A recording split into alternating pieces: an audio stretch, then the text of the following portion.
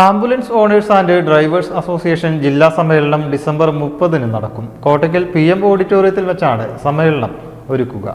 രാവിലെ 9 മണിക്ക് പുത്തൂരിൽ നിന്നും ആരംഭിക്കുന്ന ആംബുലൻസ് റാലി നടക്കും.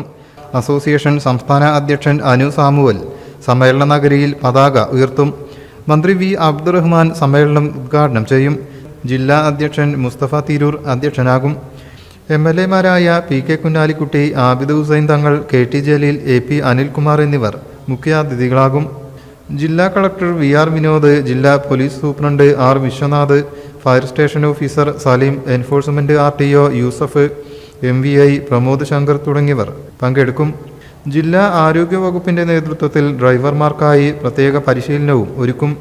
ആംബുലൻസ് ഓണേഴ്സ് ആൻഡ് ഡ്രൈവേഴ്സ് അസോസിയേഷന്റെ മലപ്പുറം ജില്ലാ 8ാമത് സമ്മേളനവുമായി ബന്ധപ്പെട്ടിട്ടാണ് ഈ പ്രസ് മീറ്റിംഗ് ഇവിടെ വിളിച്ചിട്ടുള്ളത്.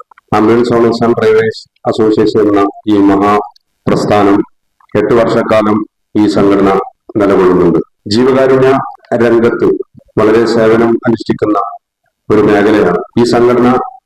2017 മലപ്പുറം ജില്ലയിൽ തിരൂരങ്ങാടി എന്ന് പറയപ്പെടുന്ന പ്രദേശത്ത് ഒരു റാലിയുമായി ബന്ധപ്പെട്ട് ഒരു ആംബുലൻസ് ഡ്രൈവർക്ക് വന്ന ഒരു കയ്യേറ്റവുമായി ബന്ധപ്പെട്ടപ്പോൾ ഇവിടെ ആംബുലൻസ് ഡ്രൈവർമാരെ നേരെ പല രീതിയിലും അക്രമങ്ങൾ അയച്ചുവിടുന്ന ഒരു സാഹചര്യം വന്നപ്പോൾ മലപ്പുറം ജില്ലയിൽ നിന്നും ആരംഭിച്ച ഈ ഒരു സംഘടന ഇന്ന് കേരളത്തിലാകമാനം എല്ലാ ജില്ലകളിലും ഒരേ രീതിയിൽ ഈ സംഘടനയെ മുന്നോട്ട് കൊണ്ടുപോകാൻ കഴിഞ്ഞിട്ടുണ്ട്.